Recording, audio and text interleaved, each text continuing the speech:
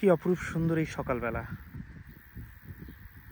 আমার গ্রামের ভেতরের এই ঘোড়ার খামারটা।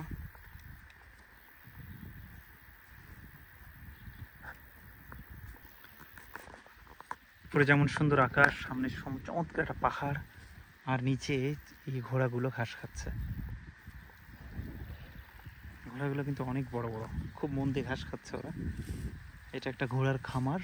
এর পাশে আমি যেখানে থাকি সেই বাড়িগুলো, এটা একটা গ্রাম। সুন্দর বাতাস বইছে, আজকে খুব বেশি তাপমাত্রা নেই, সূর্যের আলো কম, কারণ আকাশটা মেঘলা। আমার প্রায় প্রতিদিনকার হাঁটাহাঁটি করার যে জায়গা, এটা সুন্দর একটা পাকা রাস্তা চলে গেছে সোজা বনের মধ্যে। কেউ চাইলে সাইকেল চালিয়ে ঘুরতে পারে এদিক দিয়ে। আর এই খামারে মানুষ মূলত আসে ঘোড়া হর্স রাইডিং শেখার জন্য। এরা প্রফেশনাল হর্স রাইডিং শেখায়, এখানে কোর্স করা যায়। কিন্তু তার থেকেও বেশি মানুষ আসে এখানে এই সৌন্দর্য উপভোগ করার জন্য। স্টুটগার্ট এরিয়াতে আমি থাকি, এবং স্টুটগার্ট শহরে যদি দেওয়া হয় সব সুন্দর ন্যাচারাল বিউটিফুল প্লেসেস, তাহলে এটা একটা ওয়ান অফ দ্য প্লেস।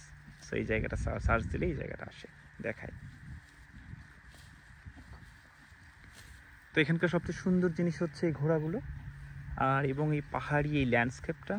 চমৎকার পাহাড়ি অঞ্চল, পাহাড় থেকে সোজা মানে ঢালু হয়ে নেমে আসছে।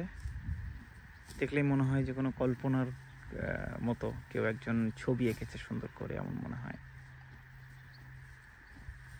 যে রূপকথার গ্রাম কিংবা আমরা গল্পে যেমন পড়ি।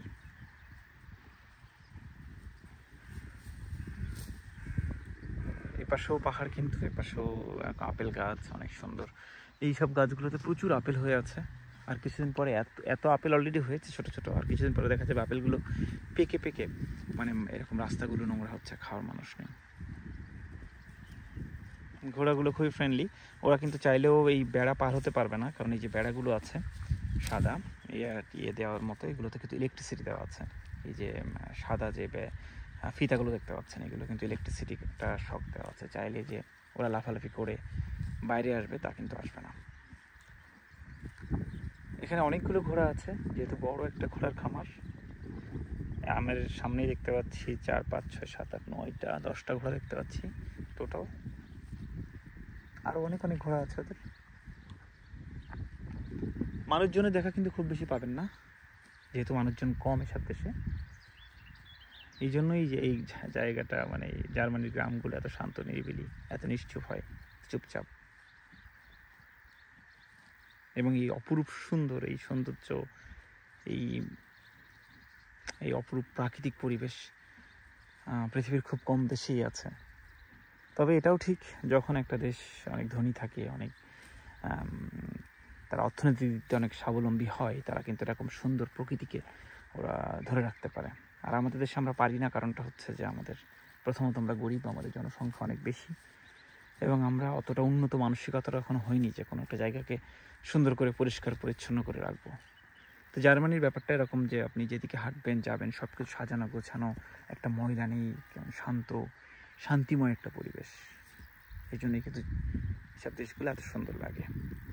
তো যাই হোক, সব কিছুতেই প্লাস মাইনাস, খারাপ ভালো অনেক কিছু আছে। বেশি বকবক করবো না, প্রকৃতি সৌন্দর্য দেখানোর জন্য ভিডিওতে এলাম। এই তো, ভালো থাকবেন সবাই, ধন্যবাদ।